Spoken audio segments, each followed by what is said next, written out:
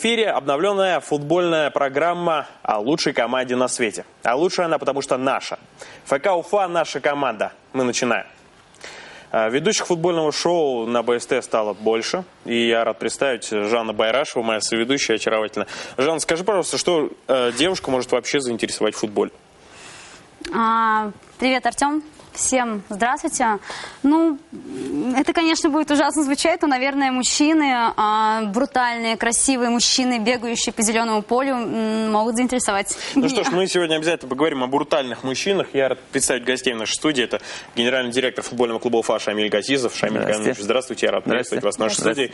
И спортивный журналист, работающий ныне в бизнес-портале «Бизнес онлайн» Максим Никерин. Здравствуйте, Максим. Ну и первый вопрос, Шамиль Ганинович, к вам. Мы вышли в премьер-лигу, и наверняка у вас прибавилось больше работы. Нет, работы стало очень мало, наоборот. Я просто почти что не сплю. Вот. И все не спят, все двигаются. Произошло то, что мы все долго ждали. А когда долго ждешь, потом перестаешь спать. Я готовилась, я честно признаюсь, очень готовилась к этой программе. Я зашла на ваш сайт и очень внимательно ознакомилась с составом команды и, собственно, с историей ее. И для меня было удивление, что вы очень сильно изменили состав команды. Насколько произошла эти сильные изменения и как дальше жить? Что нас ждет? Ну, изменения, они всегда происходят, когда команда поднимается чуть выше. Есть ребята, которые, я не скажу, что они не тянут, но более серьезные требования для футболистов. Вот. Мы подбираем сегодня команду под определенную модель игры, да, играть против топов, играть против команд, у которых надо будет отбирать очки, а отбирать надо у всех. Вот. Естественно, должны быть определенные исполнители. Это очень грустно, что когда ты прощаешься с людьми, которые тебя вроде подняли до определенной высоты. Но это жизнь. Она приводит к тому, что и прощаться надо хорошо. Но новые футболисты, они те же люди с теми же амбициями, и они готовы биться за нашу республику и доказывать, и прививать любовь к себе и к футболу. Максим, ты спортивный журналист. Мог ли ты представить еще 5 лет назад, что футбольная команда из Башкортостана, из Уфы будет играть в премьер-лиге? 5 лет назад я, наверное, даже не мог представить, что у нас команда уровня ФНЛ будет, а не то, что премьер-лиги. Да и год назад, наверное, Шамиль Камилович, мне кажется, сам не мог на 100% ожидать, что команда будет так быстро в премьер-лиге играть. Ты работаешь на издании, которое из Татарстана, из соседней республики, которые вроде бы наши принципиальные соперники всегда считались. А чувствуется интерес именно к футбольному клубу Уфа после того, как в премьер-лигу команда вышла? Ну да, однозначно интерес чувствуется, и он не такой ревностный, может быть, как интерес болельщиков Акбарса к каким-то публикациям о Салавате Юлаеве. Очень поддерживают Уфу.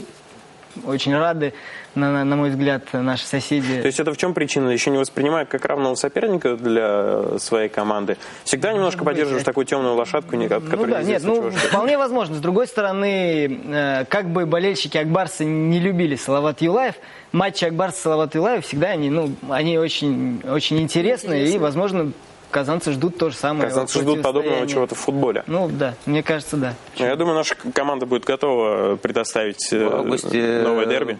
По-моему, 30-го, не помню, 29-го мы будем играть, и будет новое дерби, которое, наверное, всплеск интереса очень большой будет. Отсюда большой выезд, я надеюсь, будет в Казань. Будем болеть, будем выигрывать. Ну а сейчас я предлагаю посмотреть небольшой видеосюжет о том, как наша команда готовится к наступающему сезону. И следующий видеоматериал о первом сборе нашей команды, который проходил в Новогорске. Недолго продолжался отпуск игроков футбольного клуба Уфа. Уже спустя 3 недели после исторического триумфа в матчах против ТАМИ, башкирский коллектив начал первый сбор в подмосковном Новогорске. Перед новым сезоном команда нуждается в обновлении. Премьер-лига – иной уровень. Первыми новичками команды стали игроки обороны. Мощный защитник самарских крыльев Советов Дмитрий Верховцов и один из лидеров обороны Урала из Екатеринбурга Денис Тумасян. Было еще 2 предложения тоже с премьер-лиги. И также было еще предложение с Польши, с Израиля. но решил остаться в премьер-лиге и выбрать команду Уфу, потому что это было самое конкретное предложение, и оно меня подкупило. Так что надеюсь помочь команде закрепиться в премьер-лиге. Коллектив очень сплоченный. Тем более многих ребят я знаю здесь. Вот. Ну, как бы для адаптации не понадобится много времени. Еще одним новичком стал бразильский полузащитник Марсиньо, выступавший ранее за болгарский ЦСКА. Другие новобранцы команды — боснийский нападающий Харис Хаджич, защитник гражданин Германии Фелисио Браун-Форбс, полузащитники Вагиз Галиулин, Никита Безлихотнов, хорват Иван Пауревич, голкипер Сергей Веремко. Вернулся в родные пенаты Александр Васильев. Впрочем, и покинул Уфу немало футболистов: Михаил Барановский, Дмитрий Грачев, Артур Валикаев, Иван Нагибин, Евгений Осипов, Николай Жиляев. Тем не менее, костяк команды был сохранен. Футболисты, определявшие ведущую роль в играх ФНЛ, готовы испытать себя в премьер-лиге. В принципе, первые сборы всегда проходят на физику и просмотреть новых футболистов. В принципе, в основном вся работа выполнена на первых сборах, поэтому сегодня мы отправляемся домой. Первый сбор самый тяжелый, как обычно, очень много приходится работать футболистам. С одной стороны, мне их жалко, с другой стороны, нужно работать. Мы прекрасно отдаем себе отчет, что предстоит сложнейший матч в начале чемпионата. 2 на выезде, потом домашняя игра с «Динамо», потом «Зенит» на выезде и «Спартак» дома. Поэтому нужно бегать, тренироваться и работать так, чтобы прийти к августу месяце в оптимальной форме. Во время первого сбора уфимцы провели 4 контрольных матча. В 2 стартовых играх подопечные Игоря Голованова уступили скромным соперникам из Химок и Долгопрудного. А вот Сахалин и Строгино были биты. И возвращаясь к тому, что очень большие изменения произошли в составе футбольного клуба Уфа, а конкретно к тому, что большое количество легионеров появилось, вопрос к Шамилю Камиловичу: как сохранить вот ту атмосферу неповторимую одной команды, когда один за другого, все за одного, ну вот этот девиз мушкетеров, как ее сохранить, вот имея в виду то, что много новых ребят? Ну, как много? 10 новых ребят, это немного. Половина 10. Команды. 40% команды, 35%. Это немного. Дело в другом. Артем правильно сказал, что тут вопрос, что они все иностранцы. То есть россиян в них там 2-3 человека всего. И коммуникации, которые в команде существуют, да, они, конечно, чуть-чуть нарушены. Но у нас есть по эту душу Вильям, который сейчас такой буфер между иностранцами, да, легионерами и нами, да, там, руководством клуба и оставшимися ребятами. По всем последним данным и то, что происходит в команде, у нас очень хорошее настроение в команде, очень все дружат. Все вписались, таких как бы бук и каких-то там людей таких нету. Почему? Потому что в среднем уровень зарплаты у нас почти что у всех одинаков. У нас нету такого большого топового игрока, и кто-то там мало получает. И, наверное, из-за этого происходит более-менее нет недопониманий. Нет людей, которые, условно, там говорят, пусть он играет, а если он играет, получает больше, а я там меньше. Такого в команде нет. Плюс Игорь Владимирович, он очень хороший мотиватор. И сам поиграл в команде и был легионером. Он знает, как это людям. Поэтому... И если вдруг нормально. Вас будет Вильям подводить, то имейте в виду, я переводчиком побуду с удовольствием в вашей команде. Я понял. Потому что, да, я знакомилась с ним. Хотя нужно учитывать, что Вильям владеет португальским языком, русским языком, сербским языком. Нет, это, я думаю, еще не полностью. Английским. Английским, да. Да. Максим, Шамиль Камилович постоянно находится внутри селекционной работы. Нужно вот мнение со стороны. Кого ты считаешь самым громким приобретением на трансферном рынке, которое Уфа этим летом сделала? Самое громкое. Мне кажется, что болельщики будут очень много ждать от бразильца Марсиньо и от боснийского нападающего Хариса Хаджича. Мне очень хочется, чтобы заиграл Вагиз Галиулин, который отличный матч провел уже за Уфу, контрольный, и голы забивал. Я надеюсь, что он станет таким мотором. А можно я как девочка скажу? Мне кажется, что у вас там так много бразильянцев симпатичных появилось. Вот. Поэтому я буду болеть за них. У них еще такая звучная фамилия Форбс, кажется, если я правильно называю. Форбс не бразилец. Костариканец. с немецким паспортом. Он симпатично похож на бразильца, в принципе. Вот. Я думаю, я буду болеть за них. Свободный. Кстати, он не женат. Девочки, имейте в виду, есть там свободные иностранные мужчины, тем более, которые будут бегать по уфимской земле. Его родной язык — это немецкий, поэтому... Вот это тот самый, который родился в Германии, знает совершенно английский язык и еще несколько языков. То есть, видно, жених появился в Уфе этим летом. Да, это очень интересно, на самом деле. Максим, в целом, если о предсезонке говорить, да? О контрольных матчах, о приобретениях, на что Уфа вообще рассчитывает? Шамиль Камилович знает наверняка, а мы тебя спрашиваем как спортивного журналиста. Уфа показывает неплохой результат, если взять все команды, которые в премьер-лиге играют. По-моему, там на 7-м месте, если такую взять таблицу межсезонья, 7 матчей команда провела, если не ошибаюсь, из которых 4 выиграла и 1 ничья всего. Причем сыграл в ничью с чемпионом страны. Это очень такой показательный матч наверняка был. Да, он может быть... Кстати говоря, напомню, что его могли посмотреть на телеканале БСТ в прямом эфире наши телезрители. Да, и смотрели. Может быть, какие-то выводы нельзя по этой игре делать, но все-таки... Приятно было видеть, что команда способна бороться с... Приятно было видеть, как Дмитрий Голубов убегает от Алексея Березутского и уходит 1-1. Да. Не очень приятно, что не забил, но мог же. Шамиль Камилович, мы в интернете разместили объявление, и очень много вопросов к вам именно от болельщиков. Поэтому мы сейчас с Жанной будем по очереди задавать вам вопросы, но это не от нас, а от фанатов команды. Учитывайте, пожалуйста. Я понял, потому что есть вопросы... Чтобы я не обижался, да? Некоторые вопросы есть достаточно интересные. Можно я первый, задам этот самый вопрос? Пожалуйста, Мою душу очень он прям волнует. Такой вот вопрос женский. А будем ли мы года через 3 в Лиге чемпионов? Вопрос женский, но задавал его парень, насколько я помню, в интернете. Это чисто от меня, прям мне самой интересно. Очень наивный. Плох тот солдат, который не мечтает стать генералом, да. Такая извечная пословица или там истина. Мы мечтаем о том, чтобы к нам приехали гранды европейского и мирового футбола. Ради этого мы будем работать, ради этого мы будем стараться.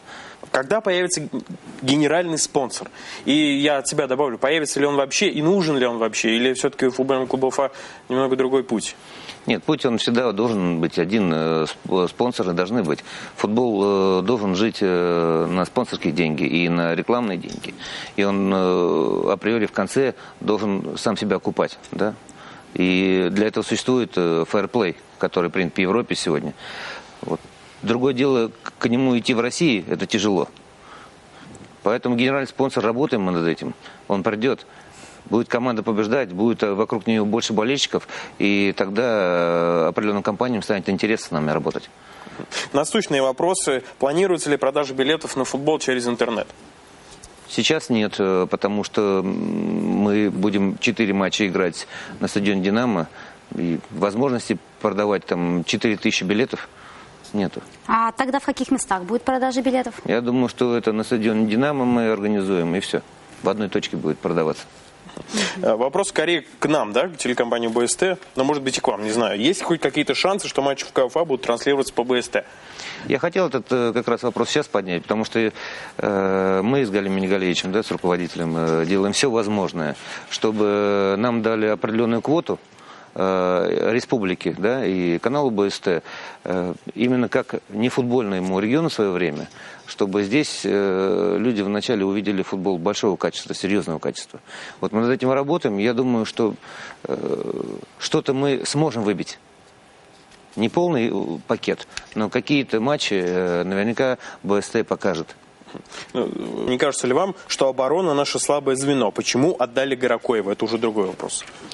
Я не считаю, что оборона слабое звено. У нас сегодня есть один момент по позиции опорного полузащитника, да, где он такой остро стоит, где нам надо еще одного иметь опорника на всякий случай, потому что он короткая там скамейка в этой зоне.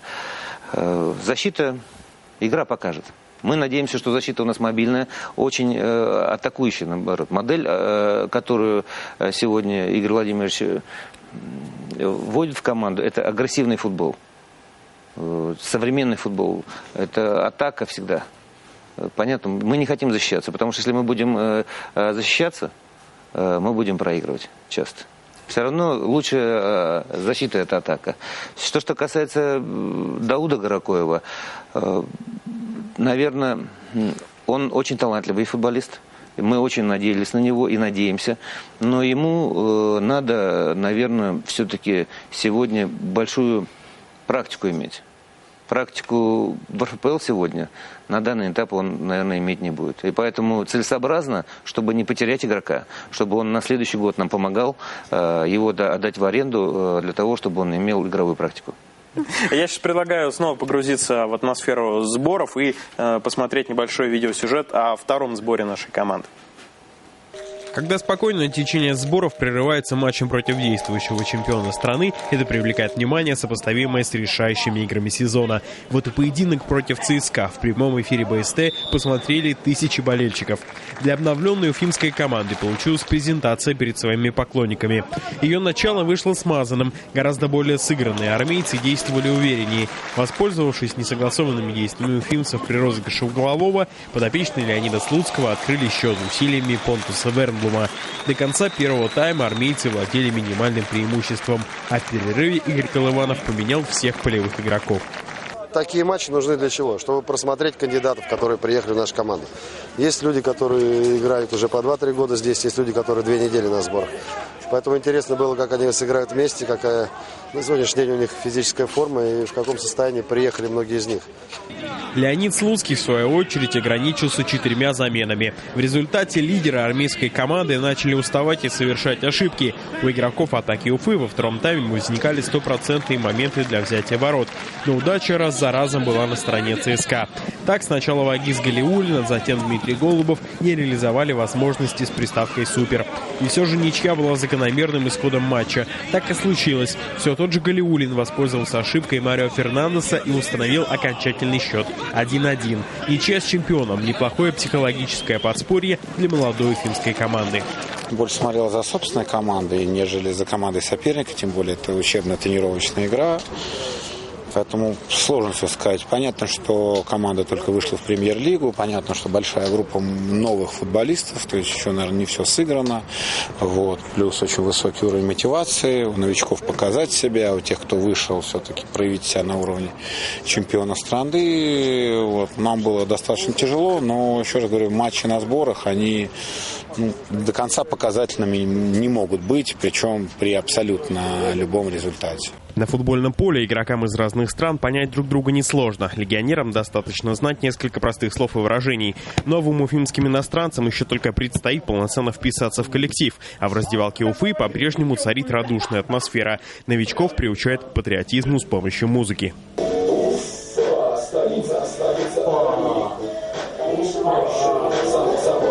Одно из главных приобретений Уфы этим летом – полузащитник Никита Безлихотнов. В прошлом сезоне он не получил достаточного количества игрового времени в краснодарской Кубани. В Уфе Никита намерен перезапустить карьеру. Возможно, поэтому много времени проводит в тренажерном зале. Недавно здесь, в принципе, все нравится. Коллектив отличный. Работаем. Посмотрим. Один из самых ярких новобранцев – Фелисио Браун-Форбс. У него сразу 2 паспорта – немецкий и костариканский. В составе Уфы он сейчас на просмотре. С российскими реалиями хорошо знаком. Прошлый сезон провел в составе самарских крыльев Советов. Я уже 3 недели в Уфе. Быстро нашел друзей, тесно общаюсь с бразильцами Вильямом и Диего. Некоторые российские игроки немного говорят по-английски, да и я стараюсь чуть-чуть говорить по-русски. Развлечений на сборах, как правило, никаких, а свободного времени масса. Главные мероприятия – это тренировки и, конечно, завтраки, обеды и ужины. Во время трапезы за столом можно заметить Антона Заболотного, который покинул Уфу, чтобы играть за Тюмень, но в результате вернулся. А последнее приобретение Уфы на данный момент – вратарь Сергей Веремко. Я многих ребят здесь знаю, которые с футбольным миром довольно-таки тесен. Поэтому многие знают, а кого не знают, потихоньку общаемся, знакомимся. Так что все нормально. После матча с ЦСКА уфимцы переиграли московская «Торпедо» со счетом 3-1, а затем с крупным результатом расправились с Якутией 4-1. Заключительный сбор Уфы пройдет в Сербии.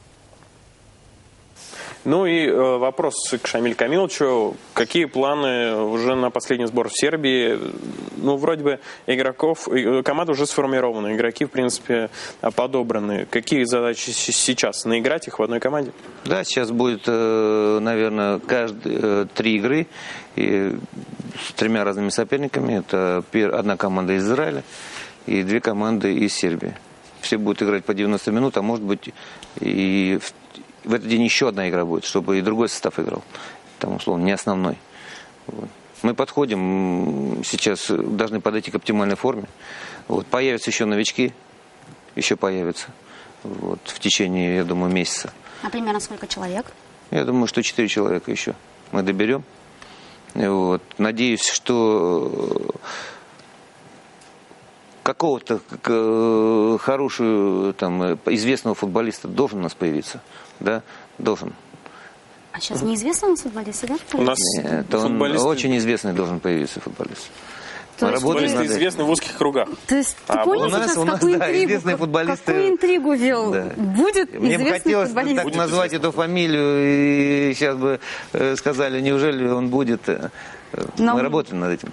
Шамиль Камилович, вопрос такой. Абонементов не будет. Я еще раз скажу в камеру. Абонементов не будет.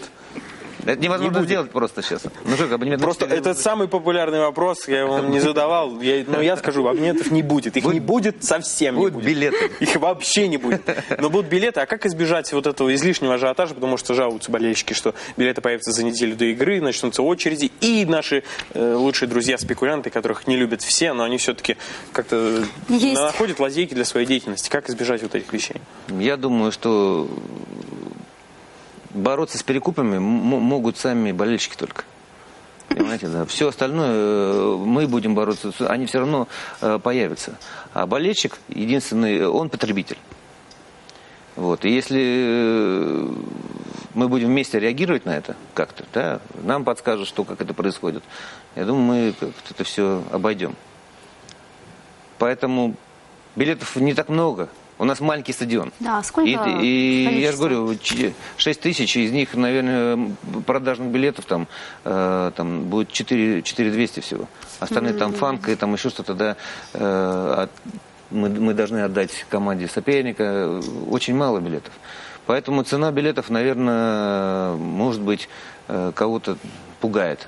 Она довольно-таки дорогая.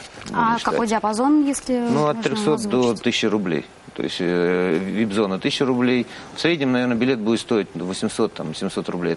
Это нормальные подъемные деньги. Да. А когда мы переедем на нефтяник, естественно, там ценовая политика на 16 тысяч она будет пересмотрена 100%. Плюс даже на «Динамо» будет градация по играм. То есть, естественно, «Динамо» открытие, «Спартак» — это цены дорогие. Жанна, вот ты ждешь болельщиков из московских клубов, да, «Динамо», «Спартака». Мне так любопытно на них посмотреть. Их приедет очень много. А давай спросим вот у Максима, он молодой отец, он придет на стадион со своим ребенком, например. Я даже понимаю, к чему ты клонишь. А эти ребята иногда любят похулиганить. Вот, Максим, как простым рядовым гражданам, болельщикам, которые, в принципе, на футбол никогда не ходили, а тут узнали, что, оказывается, вы команда премьер-лиги, давайте сходим посмотрим. Если, дай бог, мы выиграем еще этих хулиганов из Москвы. Вот как готовиться к приезду? Как нам жить дальше тогда? Ну, во-первых, вряд ли я с ребенком приду, потому что мне работать надо будет на этих матчах. Вот. Ну хорошо, ну не ты, другие. С удовольствием бы привел дочку, но мне кажется, что клуб справлялся же, в ФНЛ тоже есть болельщики-хулиганы, и не мне об этом рассказывать, Шамиль Камилович прекрасно знает, и футбольный клуб Уфа с этим справлялся. Сейчас там 2 трибуны для фанатов возвели, они будут находиться отдельно от основной трибуны. Так и... Еще раз призываем всех болельщиков приходить на футбол. Но я думаю, что не придется, как в ФНЛ, каждый раз зазывать людей. Я думаю, что и без того люди придут поддержать нашу команду. Ну и последний, наверное, вопрос к Шамилю Камиловичу. Когда же все-таки будет доделан стадион «Нефтяник»? Там работы идут в большом объеме. Мы идем по графику новому, который для себя наметили. Я думаю, что к середине ноября мы должны, по крайней мере, спортивную часть, чтобы можно было играть и принимать матчи, мы должны это сделать. Здесь много сейчас факторов. Это климат, да, это погода. Потому что надо будет клеить траву, она там хорошего качества, надо, чтобы не было дождей. И тут могут моменты какие-то внести, конечно, свои коррективы. Но мы будем надеяться, потому что вот сегодня, вы знаете, 2 дня уже погода не очень. Не очень, это слабо сказано, да, осень пришла. Очень, то есть, поэтому, мы будем надеяться, что к середине ноября мы сдадим. Вот, а тренировочные поля мы сдадим в сентябре. То есть ребята у нас, школа возвращается с каникул, и мы, я думаю, откроем это все красиво. Там и БСТ будет участвовать. Итак, уже совсем скоро футбольный клуб Уфа против Грандов премьер-лиги. Мы прощаемся с гостями нашей студии. Спасибо, Шамиль Камилов, спасибо, Максим. Но с вами прощаемся, дорогие телезрители, ровно на неделю. До свидания. Ну и ждем вас 13 августа в 17:00 на стадионе «Динамо». Пока.